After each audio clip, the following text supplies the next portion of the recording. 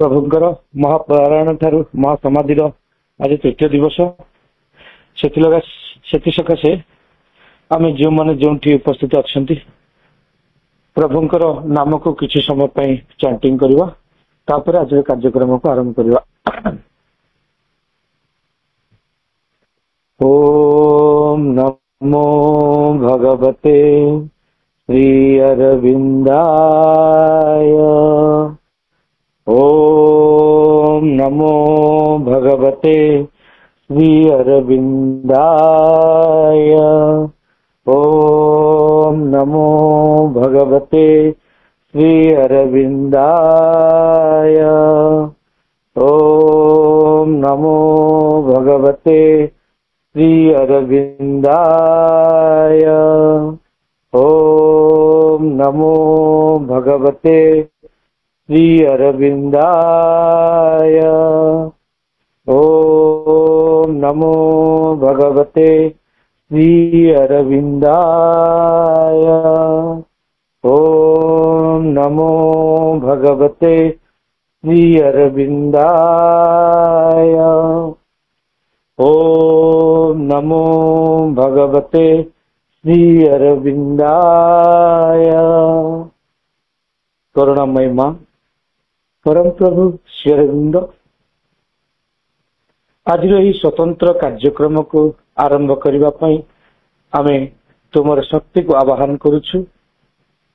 प्रथमे मांकर प्रभुंकर ही दिव्यवाणी पठन प्रभुंकर महासमाधि दिवस पूर्व मांकर किछि वाणी।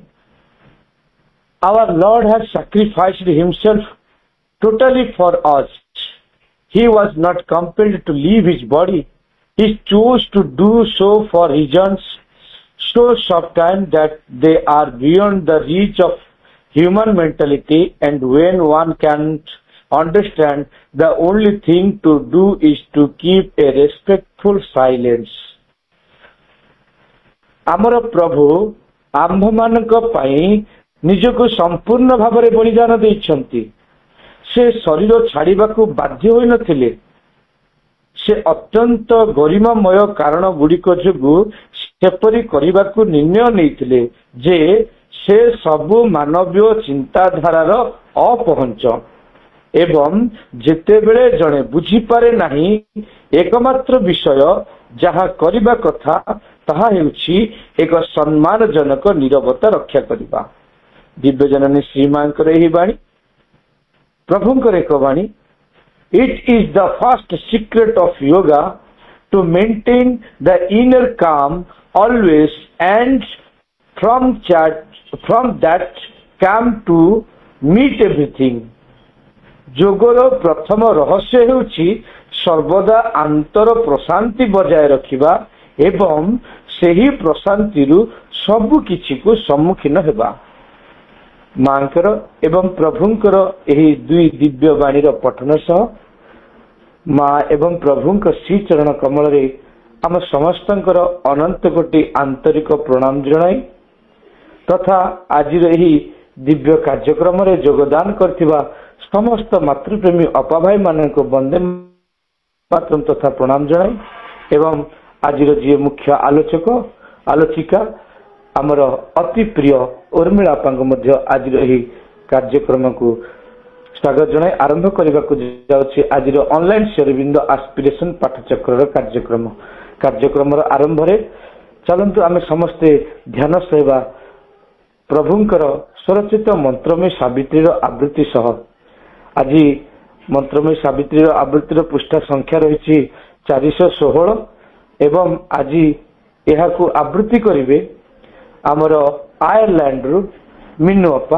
आम मिन्नू अपा को अनुरोध करुछु से आवृत्ति करिवे। अपा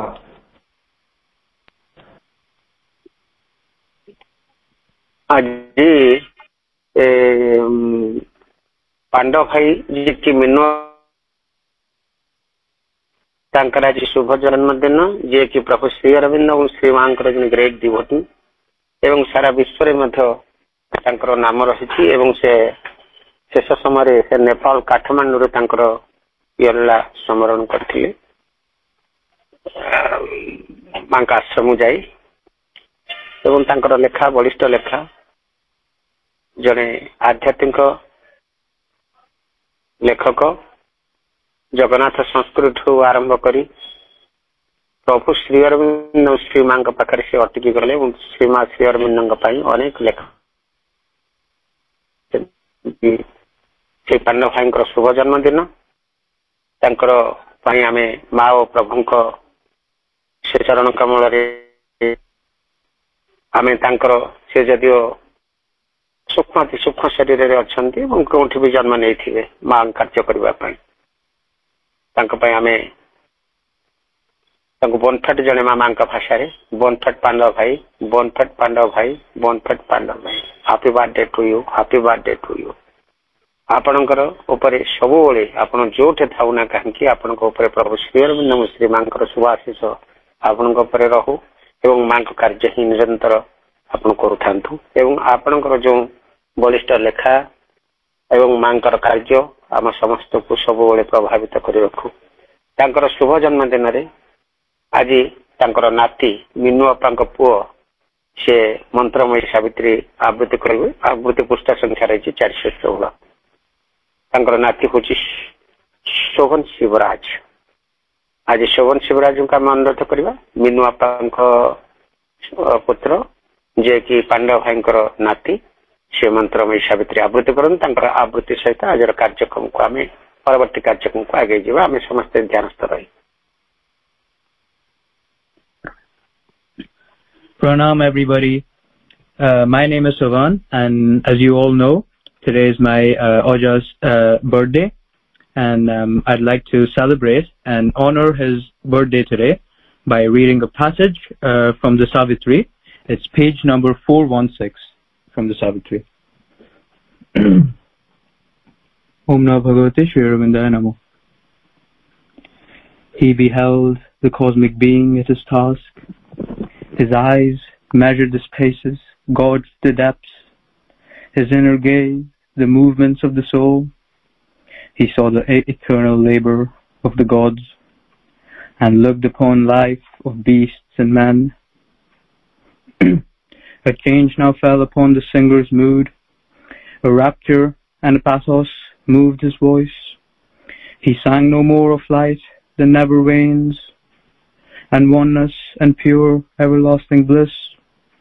He sang no more the deathless heart of love.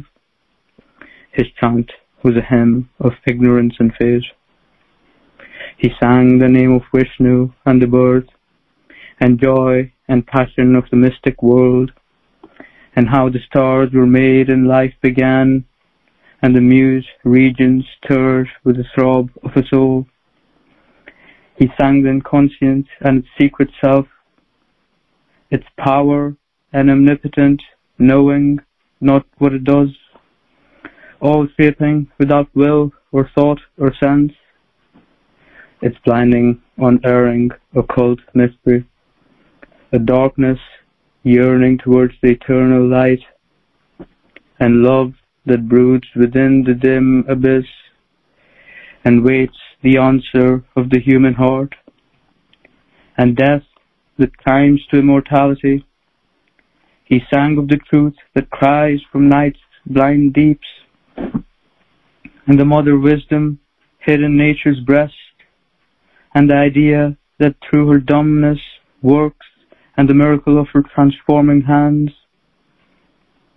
of life that slumbers in the stone and sun, and mind subliminal in mindless life, and the consciousness that wakes in beasts and men. He sang of the glory and marvel still to be born, of Godhead throwing off at last its veil, of bodies made divine and life made bliss, immortal sweetness clasping immortal might, the heart sensing heart, thought looking straight at thought. Ma. Om Namo Bhagavate Shri Aravindaya Namo.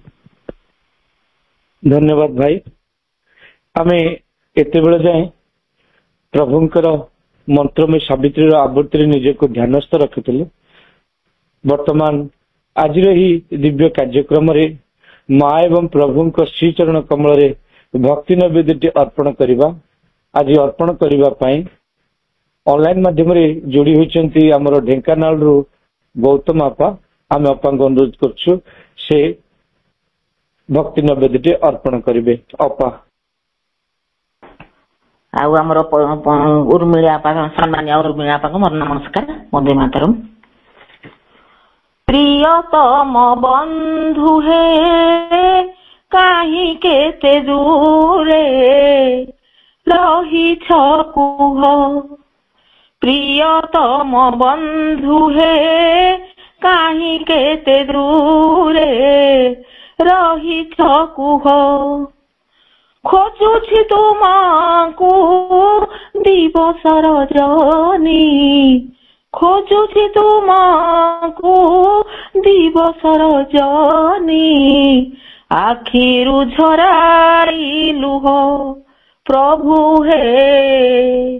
आखिरु झराई लुह।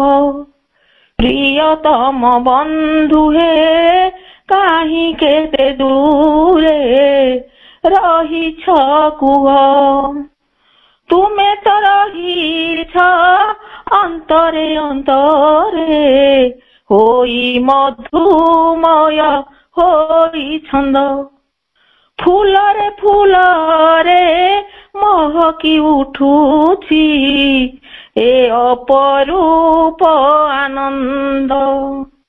तुमे तो रहिछ अंतरे अंतरे होई मधुमय होई छंद। फूलरे फूलरे महकी उठुछि ए अपरूप आनंद। कृपामय सिंधु हे केमिति तुमको जानिबी कुह। कृपामय सिंधु हे केमिति तुमको जानिबी कुह। जानिबा न जानी तुमे अछ बोली। जानिबा न जानी तुमे अछ बोली। झरुछि आलोक सुअ बंधु हे। झरुछि आलोक सुअ। प्रियतम बंधु हे काहि केते दूरे रहिछ कुह। खोजुछि तुमको दिवस रजनी। खोजुछि तुमको दिवस रजनी। आखिरु झराई लुह प्रभु हे। आखिरु झराई लुह। अर्पणे बुद्धि सीमित दृष्टि। तुमे न चाहिले हे प्रियतम के पारे तुमको बुझी। अर्पणे बुद्धि सीमित दृष्टि। तुमे न चाहिले हे प्रियतम के पारे तुमको बुझी। प्रेममय बंधु हे चेतना दुआर खोली दियो हे। प्रेममय बंधु हे चेतना दुआर खोली दियो हे। अति मानसर आलोक धारा रे।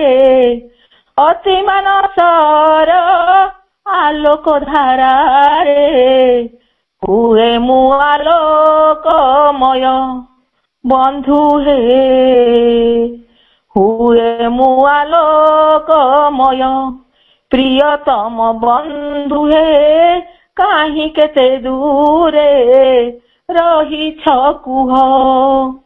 प्रियतम बंधु हे काहि केते दूरे रहिछ कुह। खोजुछि तुमको दिवस रजनी।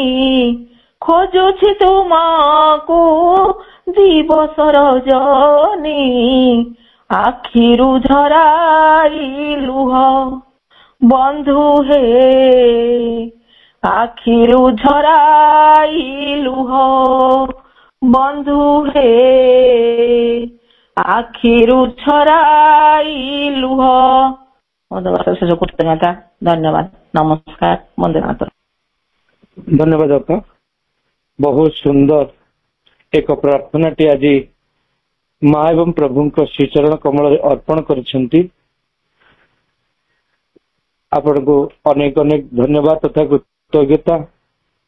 ଆଜିର ଏହି ଦିବସ ଅବସରରେ ପ୍ରଭୁଙ୍କ ପାଇଁ ଆମେ ସମସ୍ତଙ୍କର ହୃଦୟକୁ ତାଙ୍କର ନିକଟତର କରାଇ ପାରିଛନ୍ତି।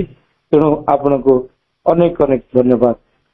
ବର୍ତ୍ତମାନ ଆମେ ଆମର ଆଜିର ଏହି ସ୍ୱତନ୍ତ୍ର ଆଲୋଚନାକୁ ଯିବା, ଯାହା ରହିଛି ପ୍ରଭୁଙ୍କର ମହାପରାୟଣରୁ ମହାସମାଧି। ଆଜି ହେଉଛି ତୃତୀୟ ଦିବସ ଏବଂ ଆମର ପ୍ରତ୍ୟେକ ଶନିବାର ଦିନ ପ୍ରଭୁଙ୍କର ସ୍ୱରଚିତ ଏକ କବିତାକୁ ସ୍ୱାଧ୍ୟାୟ ଓ ଆଲୋଚନା କରି ଆସୁଛନ୍ତି ଆମର ଅତି ପ୍ରିୟ ଯିଏକି ଉର୍ମିଳା ଅପା କେନ୍ଦ୍ରାପଡ଼ାରୁ। ଆଜି ଅପାଙ୍କ ପାଖରେ ଦୁଇଟି କାର୍ଯ୍ୟ ରହିଛି। ପ୍ରଭୁଙ୍କର ମହାପରାୟଣରୁ ମହାସମାଧିର ତୃତୀୟ ଦିବସ ଏବଂ ଆଜିର କବିତା ରହିଛି ଦି ଗେଷ୍ଟ ଅତିଥି। ମୁଁ ଅପାଙ୍କୁ ଅନୁରୋଧ କରୁଛି ସେ ତାଙ୍କର ବକ୍ତବ୍ୟକୁ ଜାରି ରଖିବେ। ଅପା। ଆମେ ସମସ୍ତେ ଅବଗତ ଯେ 1950 ମସିହା ଡିସେମ୍ବର 5 ତାରିଖ ରାତ୍ରିର ନିସ୍ତବ୍ଧ ପ୍ରହରରେ ସମୟ ପ୍ରାୟ 1:56 ଶ୍ରୀ ଅରବିନ୍ଦଙ୍କର ଯୋଗସିଦ୍ଧ ଶରୀର ଉପରେ ଅବତରି ଆସିଲେ ଅତିମାନସ ମହାଶକ୍ତି। ମହାନ ଯୋଗୀ ମହାନ ତ୍ୟାଗୀ ଉତ୍ସର୍ଗ କଲେ ସ୍ୱ ଶରୀର। ହେଲେ ଏହା ଯୁଦ୍ଧରେ ତାଙ୍କର ପତନ ନୁହେଁ, ବରଂ ଅନ୍ୟ ଏକ ଅଭିନବ ସଂଗ୍ରାମର ପରମାରମ୍ଭ। କାରଣ ଏକ ଚୂଡ଼ାନ୍ତ ସିଦ୍ଧି। ଶ୍ରୀଅରବିନ୍ଦଙ୍କ ମହାପ୍ରାଣ ପ୍ରତି ମୃତ୍ୟୁ ଶବ୍ଦଟି କଦାପି ପ୍ରୟୋଗ କରାଯାଇ ପାରିବ ନାହିଁ। ଏହା ତାଙ୍କର ଅନ୍ୟତମ ଯୋଗ ପାରାୟଣ। ଶ୍ରୀମା ଆମକୁ ପ୍ରତିଶ୍ରୁତି ଦେଇଛନ୍ତି ଶ୍ରୀ ଅରବିନ୍ଦ ଯେଉଁ ଲକ୍ଷ୍ୟ ପାଇଁ କାର୍ଯ୍ୟ କରୁଥିଲେ ତାହା ଅବ୍ୟାହତ ଅଛି। ଏ ମଧ୍ୟ ସେ ଆମମାନଙ୍କ ଗହଣରେ ସଚେତନ ଜୀବନ୍ତ ଭାବରେ ବିରାଜମାନ ଅଛନ୍ତି। ମାତ୍ର ସ୍ଥୂଳ ଚକ୍ଷୁ ତାଙ୍କୁ ଆବିଷ୍କାର କରିବାରେ ଅସମର୍ଥ। ଯେପର୍ଯ୍ୟନ୍ତ ପୃଥିବୀ ରୂପାନ୍ତରିତ ନ ହୋଇଛି, ମାନବ ଜାତି ତାର ମୌଳିକ ସମସ୍ୟାରୁ ମୁକ୍ତ ହୋଇନାହିଁ, ସେ ପର୍ଯ୍ୟନ୍ତ ସେ ପାର୍ଥିବ ବାତାବରଣ ତ୍ୟାଗ କରି ଯିବେ ନାହିଁ। ପରମଙ୍କ ସିଧାସଳଖ ଅବତାର ଶ୍ରୀ ଅରବିନ୍ଦଙ୍କ ଶରୀରରେ ଉଭୟ ଅଧିମାନସ ଓ ଅତିମାନସ ଚେତନାର ଅବତରଣ ଘଟିଥିଲା। ଶ୍ୟାମଳ ରୁଜୁ କଳେବରଟି ହିରଣ୍ମୟ ଜ୍ୟୋତିରେ ଉଦ୍ଭାସିତ ହୋଇ ଉଠିଥିଲା। ତାଙ୍କ ଶରୀର ହୋଇ ଉଠିଲା ସମସ୍ତ ଦେବଶକ୍ତିର ଆଧାର। He bore all Godheads in his grandiose limbs। ଏକ ମହିମାମୟ କଳେବର ମଧ୍ୟରେ ସମାହିତ ବିଶ୍ୱ ଦେବକୁଳ। ଅତିମାନସର ରୂପକାର ଅମରତ୍ୱର ପ୍ରତିଶ୍ରୁତିଦାତା ଶ୍ରୀ ଅରବିନ୍ଦ ହେଉଛନ୍ତି ସେହି ଚେତନା ଯାହା ଜନ୍ମ ଓ ମୃତ୍ୟୁର ଊର୍ଦ୍ଧ୍ୱରେ, ସମସ୍ତ ବନ୍ଧନ ଓ ସୀମିତତାର ଊର୍ଦ୍ଧ୍ୱରେ ସଚ୍ଚିଦାନନ୍ଦ ଚେତନା। ସାଧାରଣ ମାନସୀ ଚେତନା ଦ୍ୱାରା ତାଙ୍କୁ କଳନା କରିବା ଅସମ୍ଭବ। ତ ଶରୀରଟି ଅମୃତମୟ ହୋଇ ଉଠିବା ଦୃଢ଼ ପ୍ରତିଟି ଜାଗ୍ରତ ଅବସ୍ଥାକୁ ଉଦ୍ବୋଧ କରି ଅତିମାନସର ଅବତାର ଶ୍ରୀ ଅରବିନ୍ଦ ଲେଖିଛନ୍ତି, my body like my spirit shall be free, it shall escape from death and ignorance. ଆତ୍ମା ସମ ହେବ ମୁକ୍ତ, ଶରୀର ମୋହର ଅଜ୍ଞାନ ମୃତ୍ୟୁ କବଳରୁ ଲଭିବ ନିସ୍ତାର। ତେଣୁ ଶ୍ରୀ ଅରବିନ୍ଦଙ୍କର ମହାପ୍ରୟାଣ ମହାପ୍ରସ୍ଥାନ ନୁହେଁ, ତାହା ଏକ ଯୋଗ ପାରାୟଣ। ସେ ଏବେ ମଧ୍ୟ ଆମମାନଙ୍କ ମଧ୍ୟରେ ବିଦ୍ୟମାନ ଅଛନ୍ତି। ତାଙ୍କର ଯୋଉ ଆଦର୍ଶ ବା ସତ୍ୟଟି ସେ ପ୍ରତିଷ୍ଠା କରିଥିଲେ ତାକୁ ଅନୁସରଣ କରିବା ହେଉଛି ଆମର ପ୍ରଧାନ କର୍ତ୍ତବ୍ୟ। ତେଣୁ ବର୍ତ୍ତମାନ ସମୟ ଆସିଛି ସତ୍ୟକୁ ଆଧାର କରି ପୂର୍ଣ୍ଣଯୋଗର ପଥରେ ଚାଲିବା। ଆଜି ହେଉଛି ସଂକଳ୍ପର ଦିବସ। 9 ତାରିଖରେ ତାଙ୍କର ଦିବ୍ୟ କଳେବରକୁ ସମାଧିସ୍ଥ କରାଯାଇଥିଲା। ଆଜି ତାଙ୍କ ମହାପ୍ରୟାଣର ତୃତୀୟ ଦିବସରେ ମୁଁ ତାଙ୍କ ଚରଣରେ ଭକ୍ତିଭୂତ କୃତାଞ୍ଜଳି କୃତଜ୍ଞତା କୃତାଞ୍ଜଳି ପୁଟରେ ସମର୍ପଣ କରୁଛି। ସମସ୍ତଙ୍କ ତରଫରୁ ପ୍ରାର୍ଥନା କରୁଛି ତାଙ୍କର ଅଦୃଶ୍ୟ ସ୍ଥିତିରେ ଥିଲେ ମଧ୍ୟ ତାଙ୍କର ଆଶୀର୍ବାଦ ଆମମାନଙ୍କ ଉପରେ ସର୍ବଦା ଝରି ପଡୁ, ପୂର୍ଣ୍ଣଯୋଗ ପଥରେ ପଥିକ ହେବା ପାଇଁ ପ୍ରେରଣା ଦଉ ଏବଂ ତାଙ୍କର ଆଦର୍ଶ ଓ ଶିକ୍ଷାକୁ ଆମେ ଜୀବନରେ ସାର୍ଥକ ଭାବରେ କେମିତି ରୂପାୟିତ କରିବା ସେଥିପାଇଁ ସେ ଆମକୁ ଆଶୀଷ ପ୍ରଦାନ କରନ୍ତୁ। ଏତିକି କହି ପ୍ରଭୁଙ୍କ ବିଷୟରେ ତ ଅନେକ ଆଲୋଚନା ହେଇଥିବ ଏହା ଭିତରେ, ମୁଁ ଆଉ ବିଶେଷ କିଛି କହୁନାହିଁ କାରଣ ମତେ କବିତାଟି ଆଲୋଚନା କରିବାକୁ ଅଛି। ତାଙ୍କରି ପ୍ରତି ଏଇଟା ଗୋଟିଏ ଶ୍ରଦ୍ଧାଞ୍ଜଳି, ତାଙ୍କର ଲେଖାକୁ ଉପସ୍ଥାପନ କରାଯାଉଛି। ଆଜିର କବିତାଟିର ନାମ ହଉଛି ଦି ଗେଷ୍ଟ ବା ଅତିଥି। ଚତୁର୍ଦ୍ଦଶ ପଦୀ ଏହି କବିତାର ଶୀର୍ଷକ ହେଉଛି ଅତିଥି। ଶବ୍ଦଟି ବେଶ ଜଣାଶୁଣା, ଜଣେ ଅପ୍ରତ୍ୟାଶିତ ଆଗନ୍ତୁକକୁ ଏହା ଇଙ୍ଗିତ କରେ। ଅପ୍ରତ୍ୟାଶିତ ଭାବରେ ଯେ ଆସନ୍ତି ଆମେ ତାଙ୍କୁ ଅତିଥି ବୋଲି କହୁ। ପ୍ରାୟତଃ ସେ ଅପରିଚିତ। ଅତିଥି ଅଭ୍ୟାଗତ ବୋଲି ଆମେ କହିଥାଉ। ପୂର୍ବ ସୂଚନା ନ ଦେଇ ସେ ପଦାର୍ପଣ କରିଥାନ୍ତି। ତାଙ୍କ ସ୍ୱାଗତ ପାଇଁ କୌଣସି ପ୍ରାରମ୍ଭିକ ବା ପ୍ରାକ୍ ପ୍ରସ୍ତୁତି କରାଯାଇ ନଥାଏ।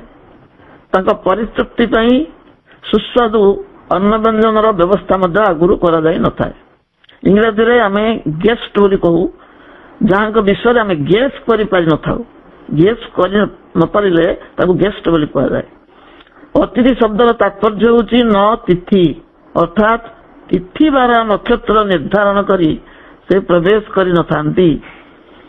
ଏହା ଆମ ଜୀବନର ଦୈନନ୍ଦିନ ଘଟଣା। ମାତ୍ର ଆମ ଅଜ୍ଞାତରେ ଆମର ଏକ ଆଧ୍ୟାତ୍ମିକ ଜୀବନ ରହିଛି। ସେହି ଜୀବନରେ ମଧ୍ୟ ଅତିଥିଙ୍କର ଆଗମନ ଘଟିଥାଏ। ନିତ୍ୟ ନୂତନ ଏହି ଆଗନ୍ତୁକ ଆମ ଅଗୋଚରରେ ଆବିର୍ଭୂତ ହେଇଥାନ୍ତି। ସେ ଅନୁପମ ଅତିଥିଙ୍କୁ କେହି ଜାଣିନଥାନ୍ତି। ତାଙ୍କ ଆଗମନୀରେ ଶୁଭ ଶଙ୍ଖ ଫୁଙ୍କା ଯାଇ ନଥାଏ। ସନ୍ତର୍ପଣରେ ସେ ଆମ ଆଭ୍ୟନ୍ତରୀଣ ପ୍ରକୋଷ୍ଠରେ ନିଶବ୍ଦରେ ପ୍ରବେଶ କରିଥାନ୍ତି। ସେ ଅତିଥି ଜାଗତିକ ଜୀବନର ଅତିଥିଙ୍କ ପରି ସାମୟିକ ଉପଚାର ପରେ ପ୍ରତ୍ୟାବର୍ତ୍ତନ କରିଯାଆନ୍ତି ନାହିଁ। ମାନବ ଜୀବନର ସେ ଚିରନ୍ତନ ଅଦୃଷ୍ଟ ବାନ୍ଧବ। ସେ ଯେବେ ପ୍ରତ୍ୟାବର୍ତ୍ତନ କରିବାର ନିଷ୍ପତ୍ତି ନିଅନ୍ତି ସେତେବେଳେ ପାର୍ଥିବ ଜୀବନର ଅନ୍ତ ଘଟେ। ଜୀବନ କାଳ ମଧ୍ୟରେ ପ୍ରତିଟି ମୁହୂର୍ତ୍ତରେ ଆସନ୍ନ ବିପତ୍ତିରୁ ପରୋକ୍ଷରେ ଥାଇ ସେ ଉଦ୍ଧାର କରନ୍ତି। ମନୁଷ୍ୟ ଏହାକୁ ଏକ ଆକସ୍ମିକ ଘଟଣା ଭାବି ପ୍ରକୃତ ସତ୍ୟକୁ ଉଦ୍ଘାଟନ କରିପାରେ ନାହିଁ। ଆମେ ବାହ୍ୟତଃ ଯେଉଁ ଅତିଥିଙ୍କ ସତ୍କାର କରିଥାଉ ସେ ତାଙ୍କ ଉଦ୍ଦେଶ୍ୟ ସିଦ୍ଧି ପରେ ପ୍ରତ୍ୟାବର୍ତ୍ତନ କରିଯାଆନ୍ତି। ହୋଷ୍ଟ ବା ଅତିଥି ସତ୍କାରକଙ୍କ ଦୈନନ୍ଦିନ ଜୀବନର ସୁଖ ଦୁଃଖ ପ୍ରତି ସେ ଦୃଷ୍ଟିପାତ କରନ୍ତି ନାହିଁ ବା ସହାୟତା ପାଇଁ ଆଗେଇ ଆସନ୍ତି ନାହିଁ। ହେଲେ ଆମ ଅଗୋଚରରେ ଆଢୁଆଳରେ ଥିବା ମହାର୍ଘ ଅତିଥିଙ୍କ ତୀକ୍ଷ୍ଣ ନଜର ଆମର ପ୍ରତିଟି ଗତିବୃତ୍ତି ଉପରେ ଥାଏ। ଭିତରୁ ସେ ସତର୍କ କରନ୍ତି, ମାର୍ଗଦର୍ଶନ କରନ୍ତି। ମାତ୍ର ବହିର୍ଜୀବନର ବହିର୍ବ୍ୟାପାରରେ ଲିପ୍ତ ଥିବା ମନୁଷ୍ୟ ସେଥିପ୍ରତି ଦୃଷ୍ଟିପାତ ବା କର୍ଣ୍ଣପାତ କରେ ନାହିଁ। ପ୍ରତିଥର ସେ ସେଇଭଳି ଅଜ୍ଞାତ ଅଶ୍ରୁତ ଭାବରେ ପ୍ରତ୍ୟାବର୍ତ୍ତନ କରିଯାଆନ୍ତି। ମାତ୍ର ଏହା ତାଙ୍କର ସାମୟିକ ପ୍ରତ୍ୟାବର୍ତ୍ତନ ହେଇଥାଏ। ପରବର୍ତ୍ତୀ ଜନ୍ମମାନଙ୍କରେ ମଧ୍ୟ ସେ ଜୀବନ ଅନୁସରଣ କରିଥାନ୍ତି। ଜୀବ ମଧ୍ୟରେ ସେ ହେଉଛନ୍ତି ମଙ୍ଗଳମୟ ଶିବ ସତ୍ତା। ଶୈଶବ ଶାଶ୍ୱତ ସାଥୀ। ଶୈଶବରୁ ସେ ହେଉଛନ୍ତି ଜୀବର ଶାଶ୍ୱତ ସାଥୀ। ସେଇ ଦିବ୍ୟ ଅତିଥିଙ୍କ ସମ୍ପର୍କରେ ଶ୍ରୀ ଅରବିନ୍ଦ ଆମକୁ ସଚେତନ କରିଛନ୍ତି ଅତିଥି ଶୀର୍ଷକ ଏହି କବିତା ମାଧ୍ୟମରେ। ପାଷାଣ ଦେଉଳରେ ନିର୍ବାକ ଦେବତାଙ୍କ ପୂଜା ଆରାଧନାରେ ମଗ୍ନ ରହି ଆମେ ହୃଦୟ ମନ୍ଦିରର ସେହି ଅନିମନ୍ତ୍ରିତ ଅତିଥିଙ୍କ ସମ୍ପର୍କରେ ଜୀବନାବଧି ଉଦାସୀନ ରହିଯାଉ। ଆମର ଅଭ୍ୟାସ, ଆମେ ମନ୍ଦିରରେ ଦେବତାଙ୍କୁ ପୂଜା କରୁ। ଆମ ହୃଦୟ ମନ୍ଦିରରେ ଅନିମନ୍ତ୍ରିତ ଭାବରେ ଯେଉଁ ଅତିଥି ବିଦ୍ୟମାନ ତାଙ୍କ ସମ୍ପର୍କରେ ଆମେ ଜୀବନାବଧି ସାରା ଜୀବନ ଉଦାସୀନ ରହିଥାଉ। ସେଇ ଦିବ୍ୟ ଦେବ ଅତିଥିଙ୍କ ଆବିଷ୍କାର ପାଇଁ ମନୁଷ୍ୟକୁ ଜୀବନ ପରେ ଜୀବନ ଦିଆଯାଉଛି। ତାକୁ କେବଳ ଆବିଷ୍କାର କରିବାକୁ।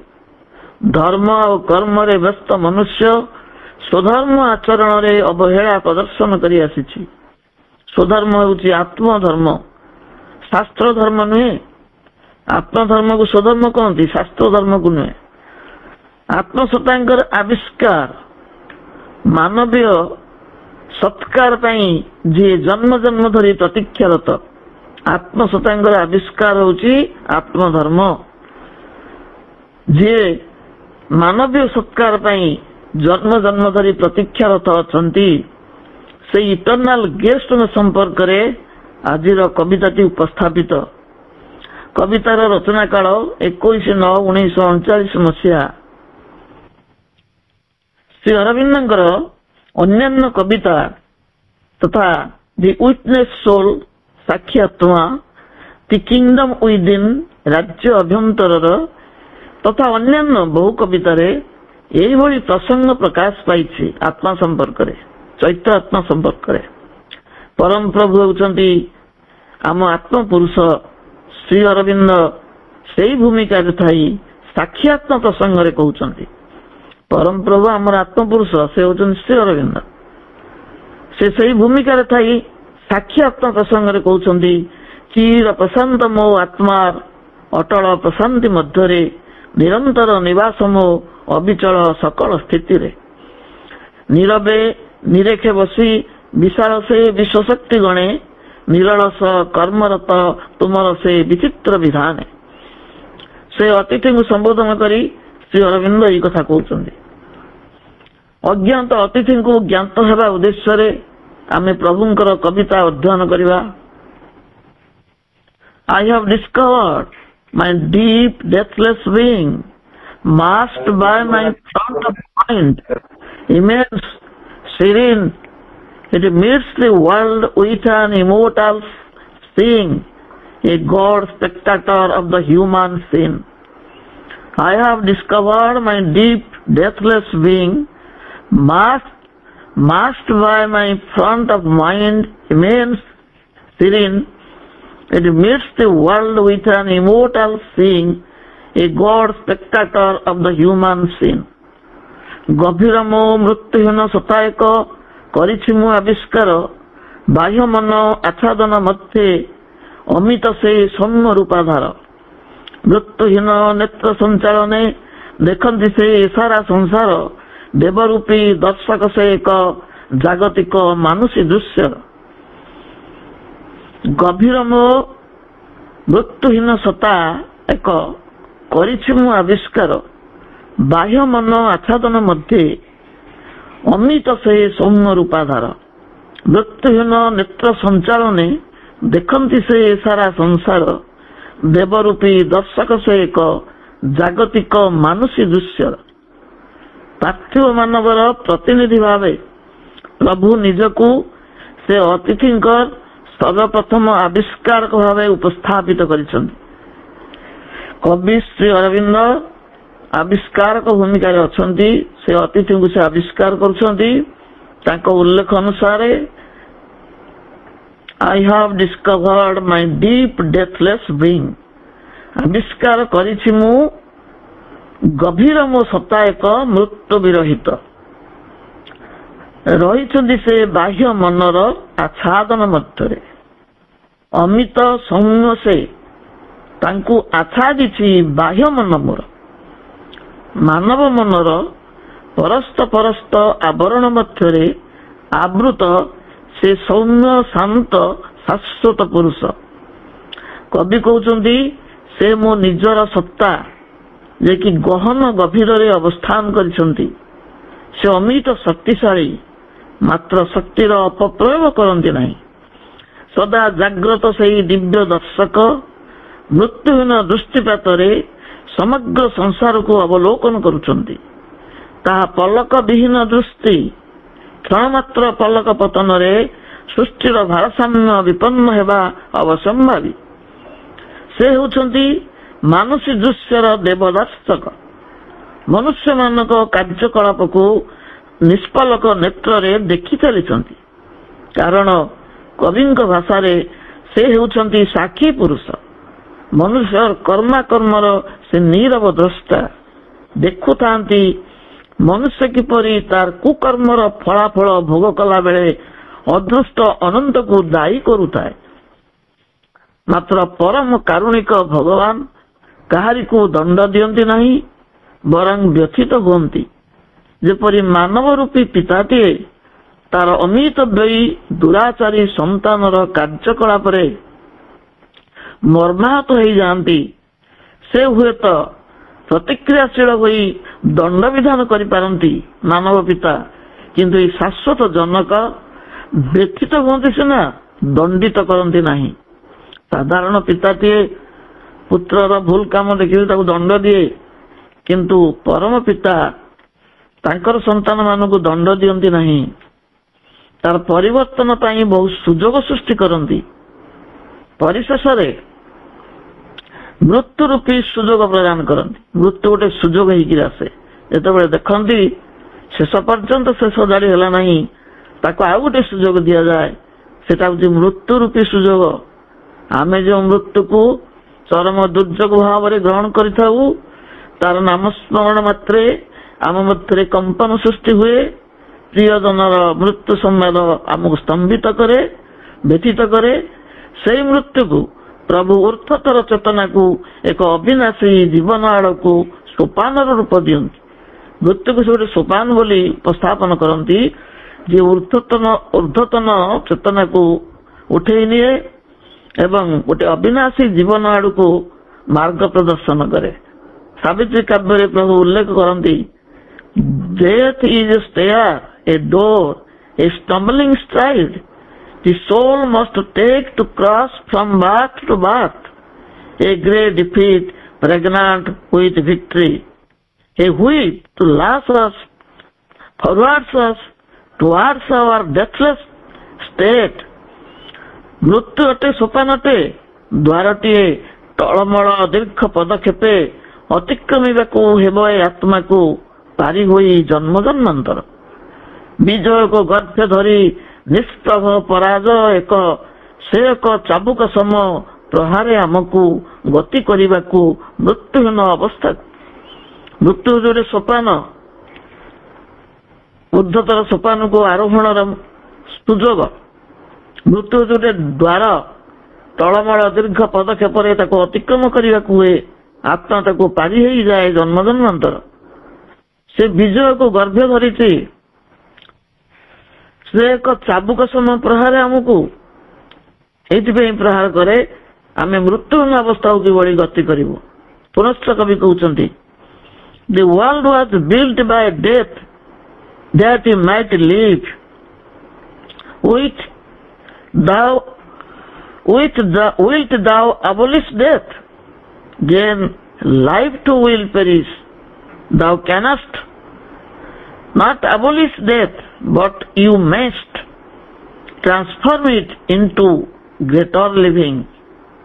ये पृथ्वी को निर्माण कला मृत्यु, से निजे जीवित रहिବ ବୋଲି। ମୃତ୍ୟୁ ନିର୍ମାଣ କରିଛି ପୃଥିବୀ କାହିଁ ନା ତାର ଅସ୍ତିତ୍ୱ ରହିବ। ତୁମେ ମୃତ୍ୟୁକୁ ବିଲୋପ କରିବ, ତାହେଲେ ଜୀବନ ମଧ୍ୟ ହେବ ବିଲୁପ୍ତ।